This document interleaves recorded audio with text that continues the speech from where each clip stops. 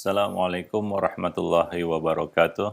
Waalaikumsalam Alhamdulillah, nahmaduhu wa nasta'inuhu wa nastaghfiruh wa na'udzu billahi min syururi anfusina wa sayyiati a'malina may yahdihillah fala mudhillalah wa may yudlil fala hadiyalah.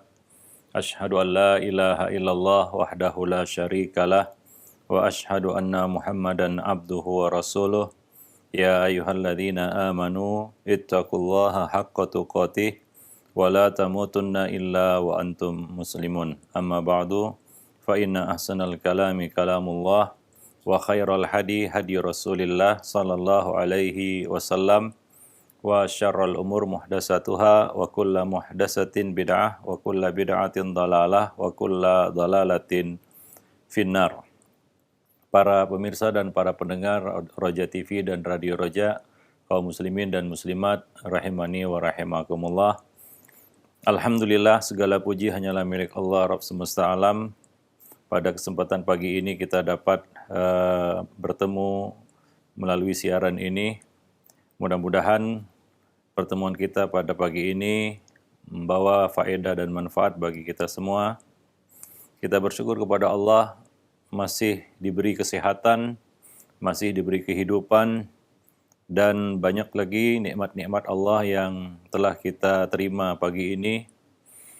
Dan kita tidak lupa banyak-banyak memanjatkan pujian-pujian kepada Allah Subhanahu wa taala atas nikmat-nikmat yang sudah kita terima.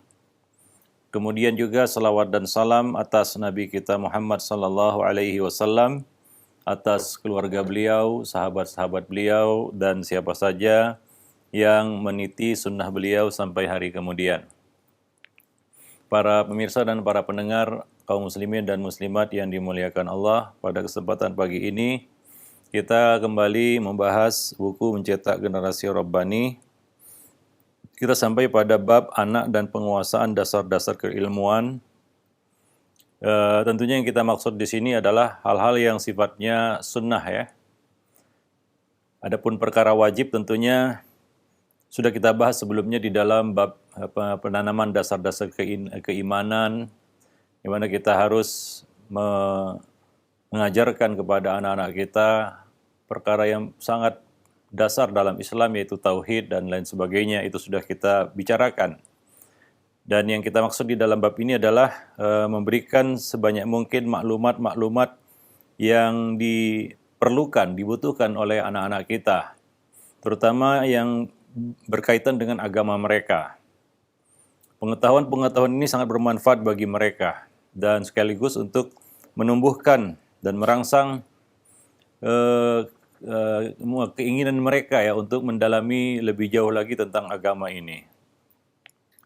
Sudah kita bahas sebelumnya bahwa perkara pertama adalah menanamkan ataupun menumbuhkan semangat cinta ilmu kepada anak-anak kita, yaitu semangat untuk belajar, menuntut ilmu, sehingga dia punya ketahanan di dalam menuntut ilmu, dan itu harus dibangun dari kecil. Banyak anak-anak yang putus di tengah jalan dalam menuntut ilmu karena memang tidak dilatih sejak kecil, ya, sehingga terhentilah perjalanannya menuntut ilmu. Mungkin itulah batas maksimal yang dimilikinya. Nah, ini mungkin disebabkan sejak kecil dia tidak dilatih untuk itu, untuk menyintai ilmu, menekuni ilmu. Ya, belajar dengan mendalami sesuatu itu berbeda. Banyak anak-anak yang mau belajar, tapi menekuni sesuatu itu mungkin bisa dihitung dengan jari. Anak yang mau menekuni ya bidang-bidang tertentu di dalam ilmu ini mungkin jarang kita lihat. Hanya anak-anak yang punya bakat satu, dan yang kemudian yang kedua adalah anak-anak yang memang dilatih oleh orang tuanya sejak kecil untuk mau menimba ilmu lebih dalam dan lebih dalam lagi. Ya, maka kita lihat juga banyak anak-anak di pondok, di sekolah belajar ya biasa, normal. Tapi pada titik tertentu, dia sudah kandas. Perjalanannya menuntut ilmu selesai. Ya mungkin ya dia sibuk dengan kehidupannya. Ya ketika dia dewasa, ya ada yang mungkin akhirnya berbisnis ataupun bekerja dan lain sebagainya. Adapun menekuni ilmu lebih jauh lagi mungkin sudah selesai. Dan sebagian anak lainnya memang punya kita katakan keinginan tahu yang besar, semangat belajar yang tinggi. Walaupun mungkin dia sudah berkeluarga, bekerja dan lain sebagainya, tapi itu tidak menghentikannya untuk mendalami ilmu lebih dalam lagi. Kita lihat beberapa orang bermanfaat dari ilmu yang mereka pelajari. Sebagian mungkin cukup sampai di situ perjalanan mereka menuntut ilmu. Nah, ini semua berkaitan dengan ketahanan anak tersebut untuk menuntut ilmu. Ini mukadimah yang kita sampaikan kemarin. Nah, kemudian berikutnya kita akan lanjutkan ya di dalam bab ini penguasaan dasar-dasar keilmuan. Yang pertama tentunya mengajarkan maklumat tentang Al-Quran dan hadis. Ini dasar hukum Islam. Syariat Islam dasarnya itu dua, Al-Quran dan hadis. Itu sumber hukum Islam.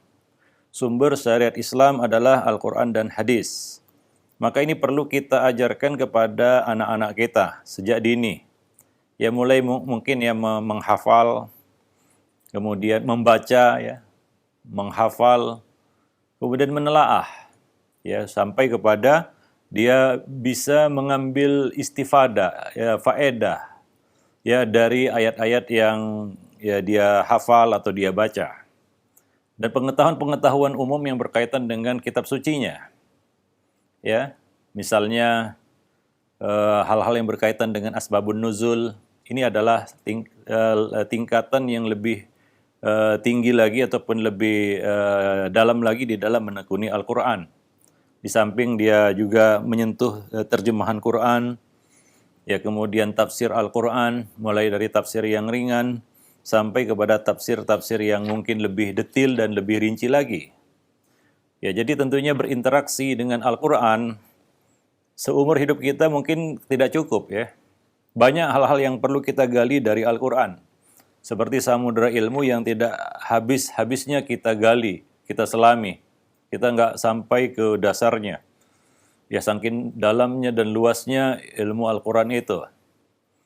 Jadi seumur hidup kita menggali Al-Quran itu nggak akan selesai. Ya, nah betapa beruntungnya seorang anak, ya, sejak kecil dia sudah berinteraksi dengan itu. Dari kecil, ya, dia telah berinteraksi, dia sudah berinteraksi dengan Al-Quran. Ya maka dari itu, ya kita baca biografi para salaf dahulu, ya mereka mendorong anak-anak mereka untuk menghafal Quran sejak kecil. Tapi itu bukan tujuan. Itu bukan final, itu bukan akhir dari interaksinya dengan Al-Quran, yaitu hafal Quran. Al-Imam Syafi'i umur 7 ataupun 6 atau 7 tahun sudah hafal Al-Quran. Tapi bukan itu yang menjadi tujuan. Ibunda beliau ya mendidik seorang Imam Syafi'i untuk menjadi seorang ulama besar. Ya, itu hanya muqaddimah. Belum masuk kepada inti. Kemudian ibundanya mengirim kepada para ulama untuk belajar, meneruskan perjalanan menuntut ilmu. Ya, Syafi'i kecil memang didesain ataupun sudah dipersiapkan oleh ibundanya untuk menjadi seorang penuntut ilmu. Hingga menghafal kitab Muwatta di usia 9 atau 10 tahun dan bisa menghafal buku tersebut. Dan tidak berhenti hanya sampai di situ, hafal Quran dan hafal banyak hadis. Lanjut kepada perkara yang lebih inti lagi, yaitu mengambil faedah dari apa-apa yang ada di dalam Quran dan hadis. Beliau terhitung adalah ulama pertama yang menulis ilmu usul fikih dan usul hadis di dalam kitab beliau Ar-Risalah. Ar-Risalah juga menyinggung beberapa kaedah-kaedah ilmu hadis, sebagaimana juga menyinggung beberapa kaedah-kaedah usul fikih. Masuk kepada inti yang lebih kita katakan lebih dalam lagi dan merupakan kita katakan intisari dari interaksi dengan Quran dan hadis, yaitu mengambil istimbat, faedah, hukum, faedah dan lain-lain sebagainya. Sehingga kita kenal bahwa Imam Syafi'i menekuni satu ayat itu sampai berhari-hari, berbulan-bulan untuk mengambil banyak faedah, ratusan faedah dari satu ayat tersebut, ya. Dari satu ayat itu. Ya, sebagai contoh ya, Firman Allah Subhanahu wa taala, "Wa imra'atuhu hammalatal hatab," dan istrinya yang memikul kayu bakar. Ini tentang istrinya Abu Lahab ya. Di situ beliau mengambil satu faedah bahwa pernikahan orang kafir itu sah. Walaupun itu dilakukan menurut agama mereka. Ketika keduanya masuk Islam, mereka tidak perlu memperbaharui lagi pernikahan mereka. Karena status mereka sebagai suami itu, istri itu sah dalam pandangan Islam, walaupun mereka menikah bukan dengan cara Islam. Ya, dan status mereka sebagai suami istri itu dipandang sebagai satu status yang sah. Dari ayat tersebut, ya Allah memanggil istrinya dengan sebutan wa mar'atuhu, dan istrinya. Nah demikian para pemirsa dan para pendengar ya, bagaimana ya Imam Syafi'i sampai kepada ya inti dari tujuan menuntut ilmu, yaitu mengambil istifadah faedah dari ilmu-ilmu yang telah beliau miliki, dari banyak ilmu alat yang telah beliau kuasai. Nah ini yang kita yang kita tuju dan kita inginkan di sini ya, berkaitan dengan mengajarkan ilmu Quran dan hadis kepada anak-anak kita. Sehingga semakin lama mereka berinteraksi dengan Al-Quran, semakin banyak faedah-faedah yang mereka bisa gali dari Al-Quran, kitabullah. Demikian juga hadis-hadis Nabi Sallallahu Alaihi Wasallam. Ya. Maka di dalam tafsir Ibnu Katsir disebutkan riwayat dari Ibnu Abbas radhiyallahu anhuma, ia bertanya kepada seseorang atau menawarkan ya kepada seseorang, maukah aku sampaikan kepadamu sesuatu yang akan membuatku senang? Orang itu menjawab, tentu saja. Maka Ibnu Abbas berkata, bacalah Tabarakalladzi, yaitu surat Al-Mulk, dan ajarkanlah ia kepada keluargamu, semua anak-anakmu, anak-anak kecil yang berada di rumahmu, juga kepada tetanggamu.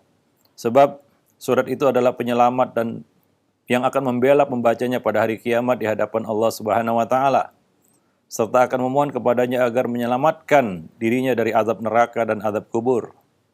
Rasul pernah bersabda, sungguh aku senang jika ia, yaitu Al-Quran, selalu ada di dalam hati setiap orang di kalangan umatku. Ya, nah demikian riwayat dari Ibnu Abbas, ya, dorongan dan motivasi beliau untuk mengajarkan ya surat-surat Al-Quran kepada anggota keluarga kita, kepada anak-anak kita, ya, kepada anak istri kita. Para pemirsa dan para pendengar kaum muslimin dan muslimat yang dimuliakan Allah. Maka Nabi mengatakan dalam hadis yang lain, ya, al-jawful ladzi laisa syai'un fihi minal Qur'an kal baitil kharib. Sesungguhnya jauf, yaitu rongga dada ataupun hati yang dimaksud di sini, yang tidak ada sedikit pun di dalamnya dari Al-Qur'an, yaitu ilmu tentang Al-Qur'an, maka itu seperti rumah yang rusak. Seperti rumah yang rusak. Seperti itulah kondisi hati, rongga dada yang tidak ada sedikit pun ilmu Al-Quran di dalamnya. Tidak ada sedikit pun Al-Quran di dalamnya. Nah, maka ini yang perlu kita dorong kepada anak-anak kita. Maka, ya, hifdzul Quran itu harus jadi mata pelajaran pertama di sekolah ya, sebelum belajar ilmu-ilmu yang lainnya. Pagi-pagi, jam pelajaran pertama yang perlu diajarkan kepada anak-anak kita, apalagi sekolah itu basicnya Islam ya. Apalagi ada tambahan sunnah begitu ya. Maka pelajaran pertama pagi hari itu adalah hifdzul Quran, ilmu Al-Quran.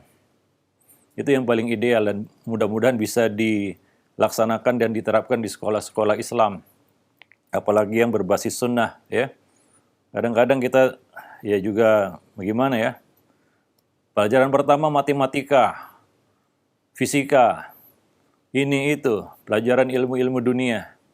Pelajaran tentang Al-Quran nanti, petang hari, siang hari, sisa-sisa waktu, padahal sekolahnya labelnya Islam, basisnya sunnah. Seharusnya ini mata pelajaran pertama di sekolah ya. Itulah yang pertama kali anak-anak didik kita itu mempelajarinya. Pagi harinya dibuka dengan ilmu Al-Quran. Ya, baik itu hafalan ataupun lain sebagainya berkaitan dengan Al-Quran. Ya, sehingga ketika otaknya masih fresh, dia menggunakan ya kesegaran otaknya itu untuk mendalami Al-Qur'an. Nah, demikian. Ya, karena kita tahu bahwa Al-Qur'an adalah lautan samudera ilmu yang tidak akan habis kita gali dan kita selami. Para pemirsa dan para pendengar yang dimuliakan Allah. Dan juga ya kita katakan beberapa hal yang berkaitan dengan kita maklumat Al-Qur'an. Misalnya ya hal-hal yang sederhana lah. Nama wanita yang ada di dalam Al-Qur'an, siapa nama wanita yang Allah sebutkan di dalam Al-Qur'an, berapa kali nama Nabi kita Muhammad disebutkan di dalam Al-Qur'an, ya. Itu pengetahuan-pengetahuan umum yang memang perlu diketahui oleh anak-anak kita juga. Walaupun ya itu kita katakan ya bukanlah perkara yang sangat urgen untuk diketahui, tapi seorang anak yang punya pengetahuan tentang itu akan menumbuhkan kepercayaan dirinya dan akan mendorongnya untuk menyintai ilmu Al-Qur'an. Ya. Jadi banyak ilmu-ilmu pengetahuan-pengetahuan umum yang berkaitan dengan Al-Qur'an. Dan ini harus lebih dahulu kita tanamkan kepada anak-anak sebelum pengetahuan-pengetahuan umum lainnya. Kadang-kadang anak-anak itu tahu nama ibu kota negara macam-macam kan begitu ya. Nama tokoh-tokoh dan lain sebagainya. Tapi dia tidak tahu nama tokoh-tokoh yang Allah sebutkan di dalam Al-Qur'an. Selain para nabi ya. Banyak nama-nama lain yang Allah sebutkan di dalam Al-Qur'an. Ya, beberapa pengetahuan tentang sosok atau tokoh yang Allah sebutkan di dalam Al-Qur'an. Ya, misalnya Khadir, ya walaupun tidak disebutkan namanya, tapi Allah ceritakan sosok itu di dalam Al-Qur'an. Ya, Luqman dan lain sebagainya. Nah, anak-anak kita perlu tahu tentang pengetahuan berkaitan dengan hal-hal tersebut.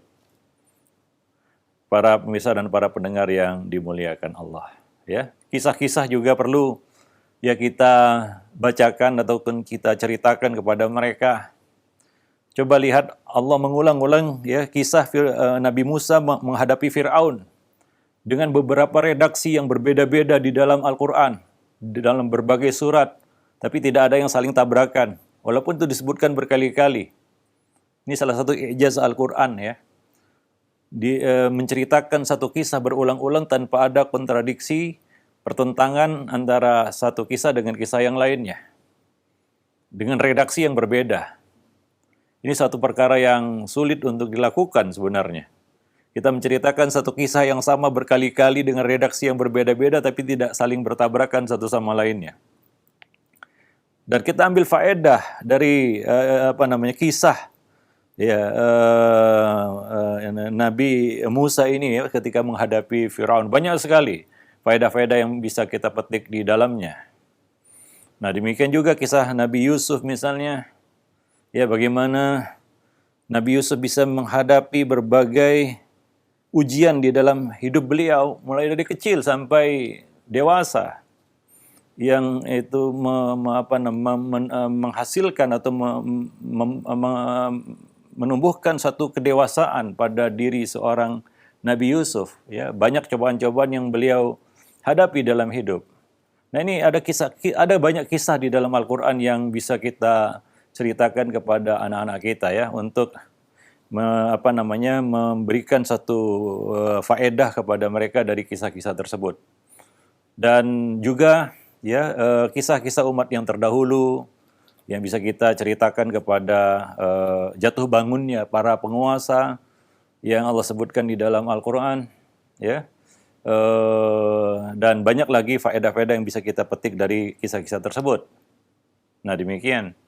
Dan juga ya kita juga sampaikan beberapa hal yang berkaitan dengan seluk-beluk Al-Qur'an. Ya. Keunikan yang ada di dalam Al-Qur'an. Nah, ini pengetahuan-pengetahuan umum yang disebutkan di dalam buku-buku usul tafsir misalnya yang bisa kita ambil ya, bisa kita sampaikan kepada anak didik kita. Yaitu pengetahuan umum yang berkaitan dengan Al-Qur'an. Ya. Nah, ini salah satu cara untuk memotivasi anak-anak kita untuk berinteraksi dengan Al-Qur'an itu bukan hanya sekedar membaca dan menghafal. Bukan hanya sekedar melakukan dan membaguskan bacaan. Karena kalau hanya itu saja, nanti stuck dan berhenti pada satu titik. Ya, ada hal yang perlu dia selami lebih dalam lagi yang nggak habis-habis sampai dia mati, sampai dia tua, sampai dia lanjut usia mungkin kalau umurnya panjang. Para pemirsa yang dimuliakan Allah. Nah, ini yang perlu kita berikan kepada anak-anak kita sejak kecil ya. Demikian juga ilmu hadis. Ini juga perlu ya kita sampaikan beberapa maklumat-maklumat penting berkaitan dengan ilmu hadis. Ya, sejarah pertama ditulisnya hadis Nabi Shallallahu Alaihi Wasallam. Ya, kemudian perjalanan ilmu hadis ini dan jenis-jenis ilmu hadis yang ada. Karena ilmu hadis ini ilmu yang luas juga. Ya, di sana ada ilmu mustalah hadis, di sana ada ilmu jarah dan ta'dil, ilmu riwayat, dirayat, dan lain sebagainya. Yang ini juga ilmu yang sangat luas. Bahkan kalau kita masuk perpustakaan, bagian yang paling mengambil ruang dari perpustakaan itu adalah buku-buku jarah dan ta'dil. Ada bukunya sampai berjilid-jilid, sampai 25 jilid, 30 jilid. Ini menunjukkan bahwa ilmu hadis itu adalah ilmu yang hanya dimiliki oleh kaum muslimin. Jadi kita bangga memiliki ilmu hadis. Ilmu yang tidak dimiliki oleh umat-umat yang lain. Ilmu dengan itu Allah Subhanahu wa taala melaksanakan janjinya, yaitu menjaga az-zikr, yaitu Al-Quran dan hadis. Ya, melalui ilmu hadis tersebut, terutama ilmu jarah dan ta'dil. Dan itu tentunya ya, walaupun ini adalah tingkatan ilmu hadis yang paling tinggi, ya cuma ya kita harus beri dasar kepada anak-anak kita, minimal pengenalan. Ya, maka salah satu yang sangat bermanfaat bagi anak-anak mungkin usia sekolah dasar, itu dibawa ke perpustakaan yang lengkap, kemudian memperkenalkan khazanah Islam. Terutama buku-buku yang mungkin dia bingung, ini buku kok banyak sekali begitu, apa isinya kan begitu ya. Nah, mungkin pertama dia mengenalnya. Ya, ini adalah salah satu cabang ilmu di dalam ilmu hadis yang bernama ilmu jarah dan ta'dil. Ya mungkin satu waktu kelak dia akan menyentuh buku-buku itu. Ya, kalau masih dasar mungkin belum menyentuh buku-buku itu, tapi nanti dia akan menyentuh buku-buku tersebut. Jadi itu ilmu hadis, ilmu yang menjadi keistimewaan ya umat Islam dari umat-umat yang lainnya. Dengan itu kita merasa yakin, nyaman, ya dan percaya bahwa setiap hadis yang kita dengar, hadis sahih yang kita dengar itu seperti Nabi berbicara kepada kita. Suatu perkara yang tidak ditemukan dan didapati dalam agama-agama lainnya. Yang sudah kita tidak bisa dibedakan mana perkataan Nabi mereka dan mana perkataan yang itu adalah perkataan mungkin dipalsukan. Ya, mungkin disisipi atau disusupkan ke dalam buku-buku mereka, literatur mereka. Maka Ibnu Hazm mengatakan semua riwayat-riwayat ahli kitab itu mu'dhal. Terputus 2-3 generasi, bayangkan. Tidak diketahui ya 2-3 generasi itu ya bagaimana status mereka, dan kaum muslimin patut berbangga bahwa hadis-hadis Nabi mereka terjaga melalui ilmu tersebut, suatu yang ya kita katakan tidak dimiliki oleh umat-umat yang lainnya.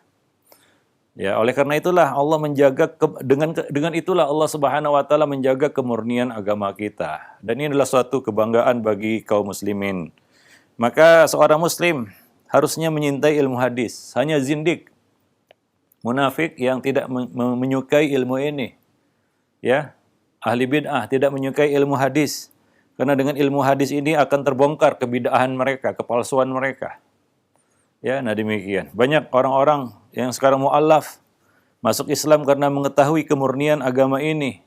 Setelah mereka tahu ya ilmu ini ada di dalam Islam yang tidak dimiliki oleh agama mereka sebelumnya, yang penuh tanda tanya, nggak tahu apakah ini benar atau salah. Gimana bisa memastikan validitas dari ucapan-ucapan yang dinisbatkan kepada nabi mereka. Nah, kaum muslimin beruntung memiliki ilmu tersebut. Maka ya generasi kita ini harus ya kita kita bimbing ya dari kecil untuk mengenal ilmu ini, ilmu hadis ini, dan ya memperkenalkannya kepada mereka dan mudah-mudahan suatu saat kelak mereka akan meneruskan tongkat estafet dari apa yang diwariskan oleh pendahulu kita, ya. Nah, demikian para pemirsa dan para pendengar yang dimuliakan Allah. Kalau kita bicara ilmu hadis, ini nggak bisa lepas dari satu komponen ya yang sangat penting. Ya, unsur yang terpenting dalam ilmu hadis itu adalah ketersediaan referensi tentunya.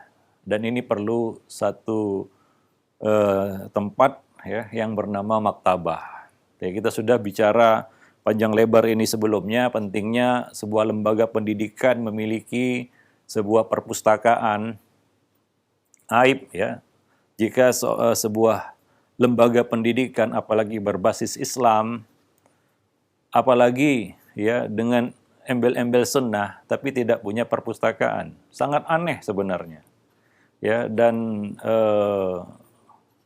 sebagian sekolah sebagaimana yang kita sebutkan tadi lebih mementingkan sarana-sarana yang nggak ada kaitannya dengan pendidikan secara langsung ya. Seperti sarana olahraga, ini itu dan lain sebagainya, fasilitas seperti hotel bintang 5 dan lain sebagainya, tapi perpustakaan ya tidak ada. Bahkan mungkin tidak terpikirkan oleh orang yang menjalankan lembaga pendidikan itu. Lalu apa artinya lembaga pendidikan tanpa perpustakaan? Seperti yang kita sebutkan ya, bagaimana bisa memperkenalkan ya buku-buku ini kepada anak didik kita. Ya, kita mungkin jauh berharap mereka bisa menyentuhnya. Mengenalnya saja mungkin tidak. Ada pepatah mengatakan tak kenal maka tak sayang. Kita khawatir generasi-generasi ke depan ini nggak mengetahui keistimewaan Islam dari agama-agama yang lainnya. Kenapa kita istimewa? Karena kita memiliki ilmu hadis ini. Maka dari itu coba lihat, adakah ulama menjadi ulama, betul-betul ulama di kalangan ahlus sunnah wal jamaah tanpa mendalami ilmu ini? Tanpa menguasai ilmu hadis ini.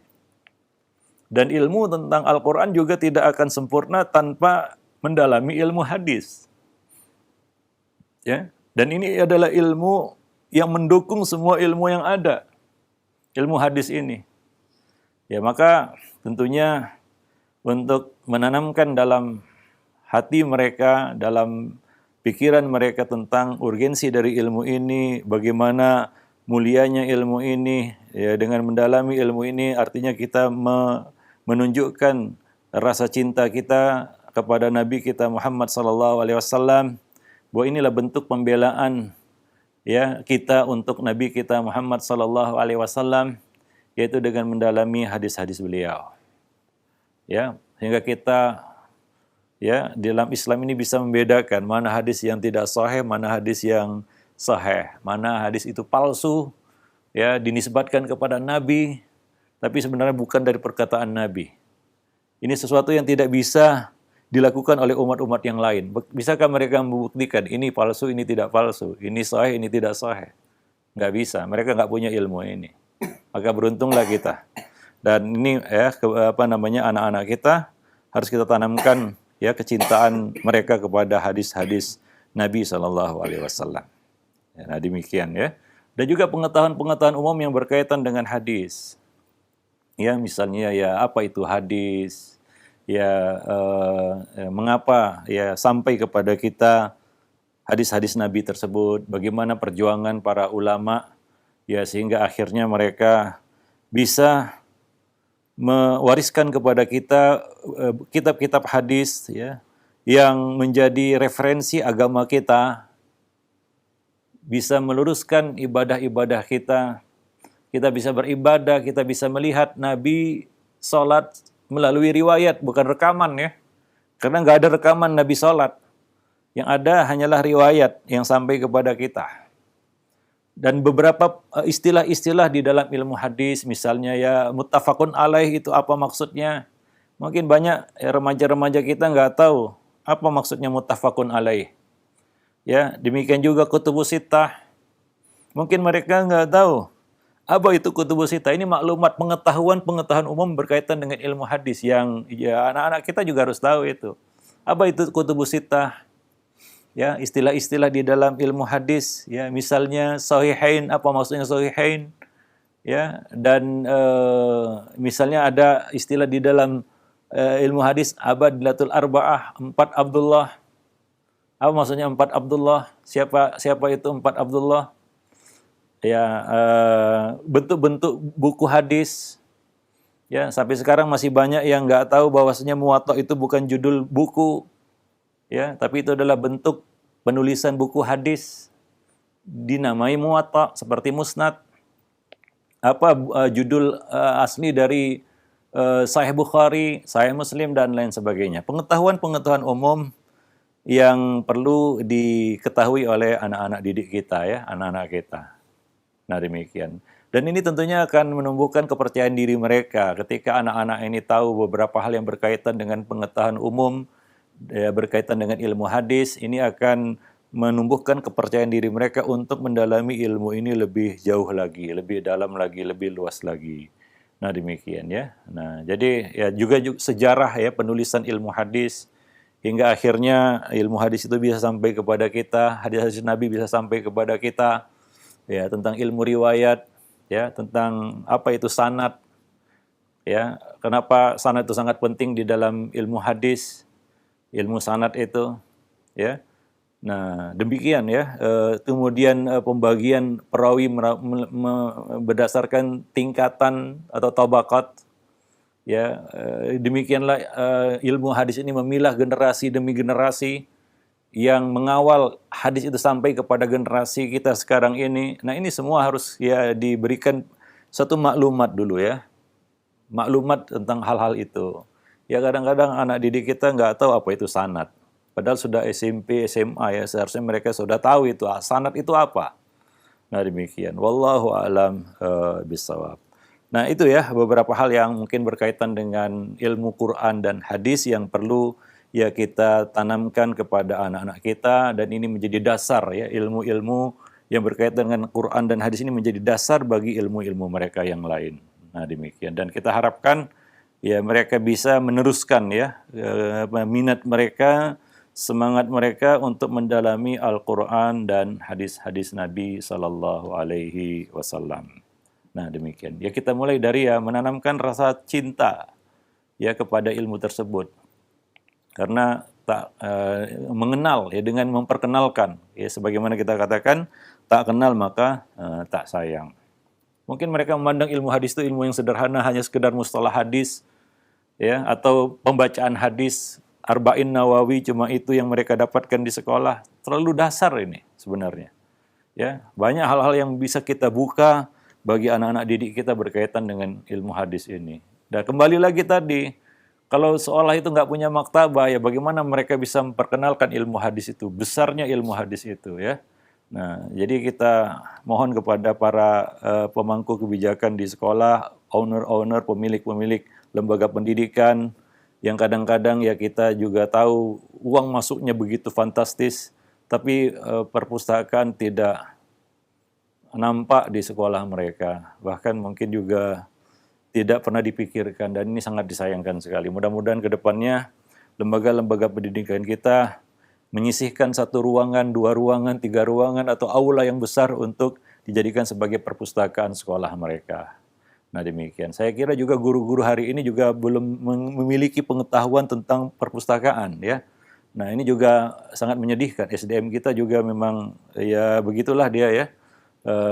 Mungkin penitik beratan satu ilmu yang kadang-kadang sudah menyimpang, ya. Nah, jadi, ya, kita katakan begitulah kondisi hari ini yang masih perlu banyak pembenahan, ya, di sana sini. Wallahu a'lam bishawab. Taib, itu saja mungkin bisa kita sampaikan. Nanti akan kita lanjutkan dengan perkara-perkara berikutnya berkaitan dengan penguasaan dasar-dasar keilmuan pada anak-anak kita. Aku qouli hadza astaghfirullah li wa lakum lisairil muslimin innahu huwal ghafurur rahim. Baik Ustaz, terima kasih. Jazakallahu khairan, barakallahu fiik atas materi yang disampaikan, sangat bermanfaat bagi kita yang tengah berupaya untuk mendidik anak-anak kita. Ikhwatal Islam, kita masuk ke sesi interaktif. Bagi Anda yang akan bertanya, silahkan kami buka di pesan singkat saja untuk pagi ini. Tentunya dengan pertanyaan yang berkesesuaian dengan tema dan bahasan kita di pagi hari ini. Baik, yang pertama Ustaz, ada pesan singkat dari pendengar kita Ummu Abdillah di Bekasi. Assalamualaikum warahmatullahi wabarakatuh. Pak Ustadz, sebenarnya mana yang harus menjadi prioritas bagi kami orang tua? Mengajarkan cinta kepada Al-Quran dengan kisah-kisah dan hikmah dari sebuah syariat, ataukah dengan hafalan Al-Quran bagi mereka? Karena saya banyak mendengar tentang anak-anak yang waktu kecilnya disuruh untuk menghafal Al-Quran, dan bisa menghafal Al-Quran sampai beberapa juz, tetapi setelah dewasanya malah menjadi anak yang akhlaknya tidak sesuai dengan Al-Quran. Mohon nasihatnya Ustaz, jazakallah khairan. Iya, saya kasih perumpamaan dulu ya. Kita bicara tentang sehat ini, sehat. Sebagian orang mungkin punya satu pandangan tentang sehat. Sehat itu kalau saya terus mengkonsumsi minyak zaitun misalnya. Hanya dari sisi itu saja. Sementara dari sisi yang lainnya dia tidak jaga. Makanan dia tidak jaga, pola hidup dia tidak jaga, pola istirahat juga tidak dia jaga. Ya, maka satu sisi ini juga akan kalah begitu ya. Ini tidak menolong kesehatannya, tidak membuatnya jadi sehat begitu. Apabila sisi-sisi yang lain dia tidak perhatikan itu. Ya, pola hidup, gaya hidup nggak sehat, begadang. Ya, walaupun kita tekan minyak zaitun tadi ya, atau tibun nabawi yang lainnya, tapi sisi lain kita tidak perhatikan, sehat tidak kita dapatkan. Maka coba lihat hidup Nabi SAW, ya, beliau ya melihat dari semua sisi, dari waktu istirahat, pola hidup, cara makan yang benar, dan lain-lain sebagainya. Nah, barulah kita dapat yang namanya sehat. Nah, sebagian orang, wah saya sudah rutin bekam tiap bulan. Ya, itu bagus. Cuma dia lupa sisi yang lain. Dia tidak jaga makannya dan beranggapan, kan saya sudah bekam. Lalu dia makan asal kan begitu ya. Pola gaya hidupnya juga berantakan kan begitu. Ya, ada yang dipaksakan dia olahraga terlalu ekstrim misalnya. Dan ini mengakibatkan walaupun dia bekam tiap bulan, ini menjadi tidak berguna apabila sisi yang lain tidak dia perhatikan. Jadi ini satu kesatuan, ya nggak boleh kita tinggalkan satu sisi, kemudian kita berharap kita bisa selamat dari satu sisi saja, begitu. Nah, sama seperti ini. Maka saya sering sampaikan bahwa dulu para salaf belajar adab seperti mereka belajar ilmu. Ibnul Mubarak belajar adab, belajar akhlak itu 30 tahun. Belajar ilmu-ilmu yang lainnya 20 tahun. Sebelumnya kita sudah bicara di sini tentang penanaman akhlak mulia. Itu perkara yang sangat penting, bahwa pendidikan itu sama dengan penanaman akhlak, sama dengan akhlak. Pendidikan itu sama dengan akhlak. Tidak ada pendidikan kalau tidak ditanamkan akhlak di situ. Itu sudah kita bahas sebelumnya. Nah, ini adalah satu penyempurna yang sisi lain yang nggak boleh kita tinggalkan juga, yaitu penanaman dasar-dasar keilmuan, ya, seperti hifdzul Quran dan lain sebagainya. Kadang-kadang kita lupa itu, ya, kita menjadikan hifdzul Quran sebagai tujuan utama. Tadi kan kita sudah sebutkan bahwa Imam Syafi'i usia 6 tahun, 7 tahun sudah hafal Quran. Tapi bagi ibunda beliau bukan itu tujuan utama. Itu cuma sebagai alat untuk melangkah kepada ya, ilmu-ilmu lainnya, kepada tujuan lain yang lebih tinggi. Nah, demikian ya.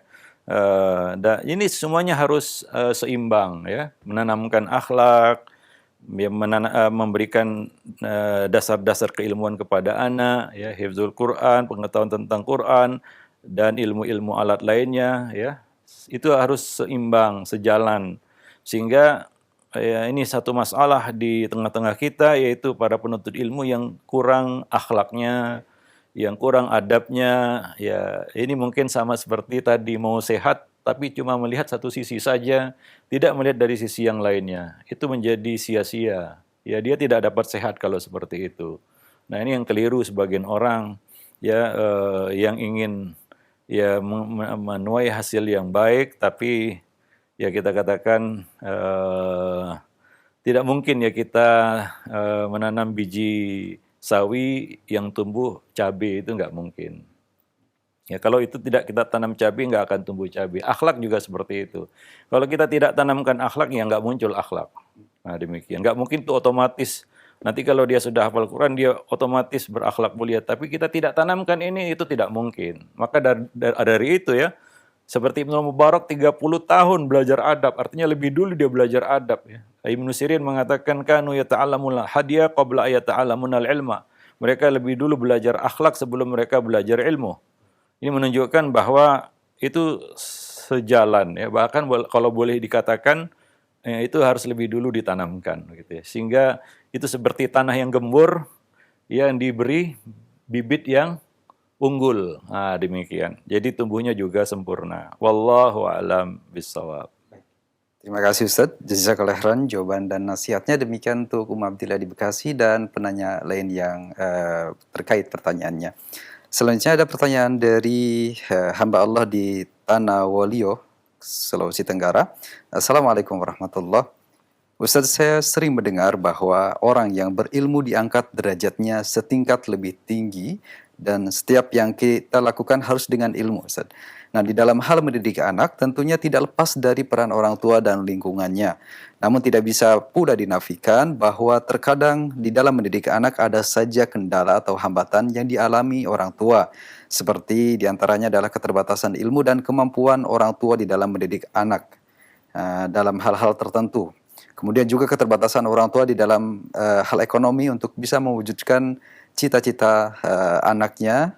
Dan bahkan di antara mereka sering yang pupus di tengah jalan di dalam mewujudkan pendidikan sesuai dengan cita-citanya. Yang jadi pertanyaannya Ustadz, bagaimanakah menyikapi bila terjadi kondisi seperti hal tersebut di atas dan hal-hal apa saja yang harus dilakukan oleh orang tua agar seorang anak tidak frustasi di dalam terpengaruh dengan kekejaman dunia dan fitnah yang merebak dewasa ini. Mohon bimbingannya Ustadz dan nasihatnya. Jazakallah khairan. Iya, yang pertama saya katakan ya bahwa mendidik anak hari ini tantangannya lebih berat, lebih besar, lebih banyak daripada mendidik anak mungkin 10, 20 tahun, 30 tahun yang lalu. Ya, karena tantangannya berbeda. Ya, kita tahu bersama bagaimana banyaknya godaan, ya, kemudian nilai-nilai yang sudah berubah, ya, pengaruh-pengaruh ya luar itu begitu deras karena era informasi yang tanpa batas sangat cepat, ya. Kadang-kadang ya kita tidak mampu untuk membendungnya, tidak seperti dulu mungkin ya. Sekarang kan informasi begitu cepat sampai ke tangan kita, ke hadapan anak-anak kita, menjadi konsumsi mereka hari-hari kan begitu. Nah, ini menjadi tantangan yang sangat berat bagi para orang tua hari ini. Ini sudah kita ulang-ulangi berkali-kali ya. Banyak penanya yang bertanya seperti ini dan kita coba sadarkan kepada para orang tua memang ini berat. Ya, perlu ekstra perhatian, ya, pendampingan yang terus-menerus ya. Bahkan sekarang ini kalau bisa kita katakan orang tua harus berkorban mendampingi anak-anak mereka ya, mau tidak mau ya begitu ya. Ya, walaupun mereka sudah sampai pada jenjang usia sekolah lanjut atas seperti misalnya ya sudah kuliah dan lain sebagainya, tetap harus ditempel, dipepet lah, dirapati istilahnya ya. Nah, belum bisa sepenuhnya dilepas kan begitu, karena ya begitu ganasnya ya pengaruh lingkungan hari ini ya, terutama ya pengaruh-pengaruh luar itu begitu cepat.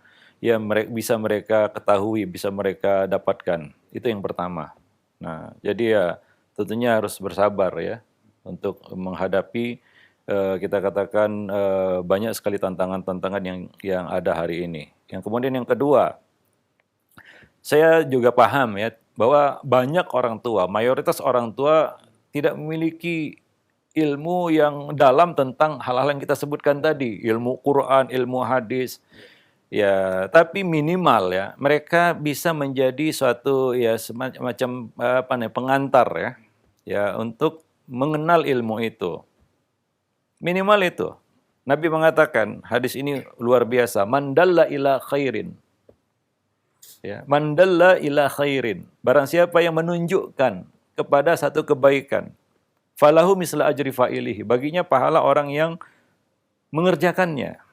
Walaupun bukan kita yang mencetak anak-anak kita menjadi ulama misalnya. Tapi kita menjadi pengantar, semacam muqaddimah, sehingga anak itu terarah. Kita mengarahkan. Walaupun detailnya nanti bukan kita yang ngajari ilmu hadis, mungkin gurunya di sekolah, ustadznya di madrasah atau di pondok kan begitu ya, atau dosen-dosennya di perguruan tinggi ataupun di universitas. Tapi kitalah yang membawanya ke jalur itu. Kitalah yang menuntunnya ke jalur itu. Kita sebagai prolognya, membuka, memperkenalkan, menanamkan minatnya untuk mendalami itu. Walaupun ya kita mungkin sekedar menyampaikan hal-hal yang dasar. Ya mungkin pengetahuan umum saja sebagaimana yang saya singgung tadi. Pengetahuan umum ya kita berikan kepada anak-anak kita tentang hadis Nabi. Ya itu mungkin bisa kita baca di internet ya. Pengetahuan umum itu kan bukan sesuatu yang perlu ilmu yang digali dan ditekuni bertahun-tahun kan begitu ya. Sederhana saja mungkin berkaitan dengan ilmu hadis. Ya ada penulis-penulis buku hadis, perkenalkan kepada mereka penulis 6 buku hadis yang menjadi tulang punggung agama Islam ya, Kutubus Sittah, dan itu seperti itu. Ya, saya kira seawam-awamnya orang tua ya pasti tahu lah. Ya, kebangetan kalau itu saja dia tidak mau mengetahuinya dan untuk memperkenalkannya kepada anak-anaknya kan begitu ya, kepada anak didiknya tentunya. Nah demikian. Wallahu alam bisawab. Maka kita di sini menjadi pembukanya. Kita tahu ya, guru Imam Syafi'i itu banyak. Ya, guru beliau sangat banyak. Ya, di antara guru beliau Imam Malik. Dan beliau juga bertukar ilmu dengan Imam Ahmad. Ya, beliau banyak belajar ilmu hadis dari Imam Ahmad. Dan banyak lagi guru-guru beliau lainnya. Nah, tapi tahukah siapa yang menjadi pembuka, pengantar dari semua itu? Ibunya. Walaupun ibundanya Imam Syafi'i tidak mengajarkan ilmu hadis, usul fikih dan lain sebagainya, tapi ibu beliau menjadi pembuka ya bagi perjalanan Imam Syafi'i untuk menuntut ilmu yang lebih tinggi lagi. Nah demikian. Ya, itu yang kita harapkan dari para orang tua, dan kita sebagai orang tua bisa menjadi ya pembuka jalan ya bagi anak-anak kita. Wallahu a'lam bishawab. Baik. Terima kasih Ustaz. Jazakallah khairan, barakallahu fiik. Demikian untuk penanya melalui pesan singkat tadi. Selanjutnya masih kami angkat dari pesan singkat. Ini ada dua penanya yang sama, dari Ummu Ubay di Kepulauan Riau dan Ummu Rafi yang tidak menyebutkan tempat. Assalamualaikum warahmatullahi. Ini masih ada kaitannya dengan pertanyaan yang tadi Ustaz. Yeah. Ustaz, adakah buku ilmu hadis atau ilmu tentang sejarah riwayat hadis atau sejarah hadis yang bisa dipelajari menjadi dasar-dasar bagi kami mengajarkan kepada anak-anak di usia SD sebelum mereka masuk ke jenjang yang lebih tinggi untuk pesantren, tingkat SMP dan tingkat lanjut lainnya.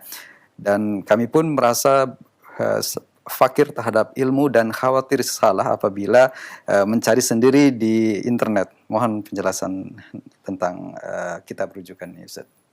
Ya, mungkin untuk yang berbahasa Indonesia ini kan masalahnya mungkin banyak buku-buku di sana tapi kan berbahasa Arab ya, terbatas untuk memahami buku-buku tersebut. Ya mungkin ini bisa dilihat atau dicari di toko-toko buku. Ya mungkin kita bisa mendatangi toko-toko buku yang berbasis sunnah kan, mungkin mereka menyediakan buku-buku yang sudah disortir, yang memang sudah direkomendasikan. Nah itu bisa kita miliki ya, maka rajin-rajinlah datang ke toko buku, datang ke perpustakaan ya, apalagi perpustakaan yang memang ya menyediakan buku-buku tersebut kan begitu. Nah tapi kalau mungkin maktabah tidak ada yang bahasa Indonesia, ya mungkin bisa ke toko buku ya, ditanyakan. Kita pernah bahas ini sebelumnya ya, tentang minat baca, ini berkaitan dengan minat baca dan semangat untuk memiliki khazanah ilmu ya, perpustakaan di sini maksudnya. Kita sudah sampaikan kemarin, menyedihkan sekali kenyataannya, realita yang kita dapati, bahwa peminat toko-toko buku itu kecil sekali. Ya, sangat kecil. Ya, dan menurun dan sepi, apalagi zaman pandemi ya, begitu ya. Dan peminat yang pengunjung ya yang datang ke toko buku juga segmennya juga bisa dikatakan usia 50 tahun ke atas ya. Di bawah itu sedikit, apalagi remaja ya. Nah demikian. Jadi para ayah bunda sekalian ini perlulah ya kita katakan berusaha untuk memperkaya pengetahuannya tentang itu untuk ya menyampaikannya kepada anak-anak mereka. Nah demikian. Kalau misalnya takut mengambil dari internet karena nggak ada yang bisa diajak konsultasi karena itu kan satu arah. Nah mungkin ke toko buku bisa berdiskusi langsung dengan pemilik toko bukunya ataupun ke pustaka ya ataupun ke penerbitan yang berbasis sunnah mungkin bisa kita konsultasi kepada mereka. Mereka mungkin tahu ya referensi-referensi yang kita perlukan di sini. Banyak mungkin saya tidak hafal ya dan ya juga mungkin lebih valid kalau langsung ke sumbernya mungkin ya. Nah demikian. Tapi kalau bahasa Arab mungkin di sana banyak ya buku-buku yang bisa kita ya baca untuk menjadi pengetahuan umum bagi kita berkaitan dengan ilmu Quran maupun ilmu hadis. Wallahu a'lam bishawab. Terima kasih. Jazakallah khairan untuk jawaban dan nasihatnya. Demikian untuk dua penanya yang tadi kami ajukan. Selanjutnya dari pesan singkat berikutnya dari pendengar dan pemirsa di Bekasi. Assalamualaikum warahmatullahi wabarakatuh. Ustadz, bagaimanakah cara mendidik anak yang sekarang sudah menginjak usia SMA yang notabene-nya sudah terlanjur mengenyam pendidikan dari SD, SMP, umum dan sekolah non-muslim dan sampai saat ini masih belajar untuk bisa membaca Al-Quran atau mengaji. Apakah cukup untuk mengaji saja sampai bisa ataukah bisa ditambahkan dengan pelajaran-pelajaran terkait dengan fikih ibadah atau akhlak bagi bekal kehidupannya? Mohon nasihatnya Ustaz. Ya, kata-kata terlanjur ini yang paling tidak enak ya. Paling pahit ya. Seperti pil pahit yang harus kita makan itu kata-kata terlanjur. Ya, seandainya waktu bisa diputar ke belakang kan begitu ya, tapi itu kan tidak mungkin, mustahil ya. Nah, pertama ya tentunya ya kita banyak-banyak beristighfar lah ya, minta ampun, bertobat kepada Allah Subhanahu wa taala atas banyak kelalaian kita ya. Kelengahan-kelengahan kita, ketidaktahuan kita, kejahilan kita ya, sengaja maupun tidak sengaja kita ya mengabaikan dan telah menyia-nyiakan satu kita katakan pemberian amanah Allah Subhanahu wa taala ya dan tentunya itu sangat merugikan sekali ya karena mungkin anak-anak kita punya potensi yang luar biasa untuk agama ini tapi mungkin dia tersia-siakan. Itu sangat disayangkan mungkin ya. Kita ingin ya tentunya anak-anak kita bisa memberikan saham ya untuk agama ini ya. Nah demikian. Seperti ya kita lihat para ulama kita, mereka dalam bidang mereka masing-masing ya. Mereka bisa memberikan saham yang besar untuk agama ini, untuk Islam dan kaum muslimin. Ya, nah demikian. Tapi ya tidak ada kata terlambat sebenarnya ya. Nah, kalau masih bisa, kalau masih ada peluang ya untuk ya menanamkan ataupun kita katakan membangkitkan motivasi dan gairahnya untuk mendalami agama dalam usia yang sudah mungkin ya dewasa ya tidak menutup kemungkinan dia masih bisa sebenarnya. Ya tetap berusaha di sini ya. Kita ambil motivasi dari Ibnu Hazm Al-Zahiri, Al-Andalusi ya, Al-Gharnati. Beliau itu ya tentunya menimba ilmu bukan dari kecil ya, Ibnu Hazm. Ilmu sunnah ya, ilmu agama.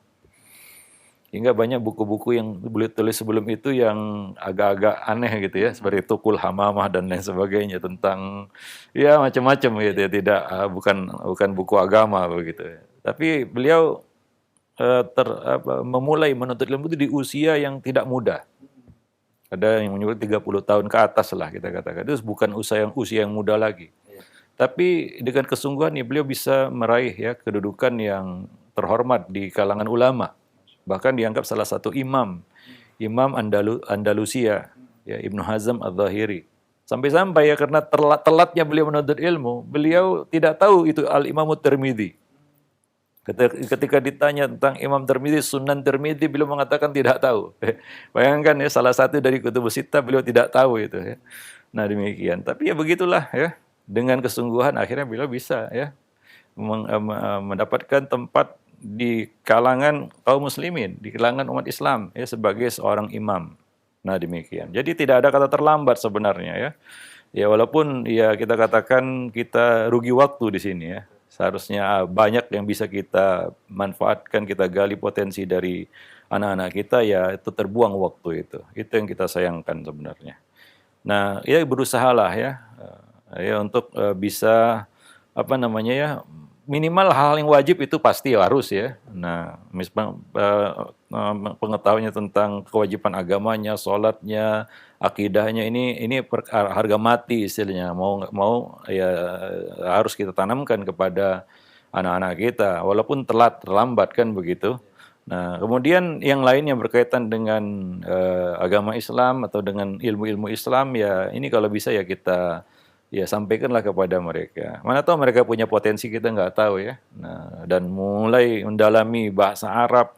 Banyak saya mendidik beberapa orang juga, mereka baru belajar bahasa Arab itu di usia yang sudah dewasa, bahkan sudah kuliah kan begitu ya, bahkan sudah tamat. Tapi ya begitulah, kalau Allah buka hatinya untuk mendalami agama ini, keajaiban akan terjadi, istilahnya seperti itu ya. Mereka bisa ya, kita punya banyak murid yang akhirnya bisa mengikuti, menguasai bahasa Arab itu, dan bisa ya kita didik, kita latih untuk ya bukan hanya membaca bahasa Arab, tapi sampai bisa kepada mungkin menerjemahkannya, ya bisa mungkin ya mengajarkannya kan begitu ya, bisa banyak manfaat yang bisa didapati pada dirinya kan begitu. Ini orang-orang yang sudah sudah dewasa kan begitu. Masalahnya adalah menggerakkan hatinya ya untuk mendalami agama ini. Itu dia poinnya. Banyak ya kita katakan ya orang santri-santri kita dulu ya, murid-murid kita yang mendalami agama itu udah boleh dikatakan sudah tua lah, sudah dewasa ya. Ya, udah masuk kuliah dan lain sebagainya, tapi ya dia ada potensi. Ya, mungkin kita juga belum melihat potensi itu kan begitu ya. Coba digali lagi. Nggak ada kata terlambat istilahnya. Maka itu kita harus jadikan motivasi bagaimana ya Ibnu Hazm tadi ya, itu motivasi yang perlu ya para ayah bunda di sini. Coba bacalah biografi beliau ya. Di beberapa referensi itu mungkin ya bisa menjadi rujukan kita ya, bahwa tidak ada kata terlambat. Banyak-banyak berdoa. Ya mudah-mudahan Allah buka hatinya untuk mau, mungkin dia ada potensi yang belum tergali saja ya. Nah, ketika terbuka hatinya, ya ada keinginan untuk itu dan Allah kasih kekuatan, mungkin sesuatu yang luar biasa akan terjadi. Wallahu a'lam bishawab. Nah, demikian para pemirsa dan para pendengar yang dimuliakan Allah. Lebih dan kurang saya mohon maaf. Subhanakallah bihamdik asyhadu an la ilaha illa anta astaghfiruka wa atubu ilaik. Assalamualaikum warahmatullahi wabarakatuh.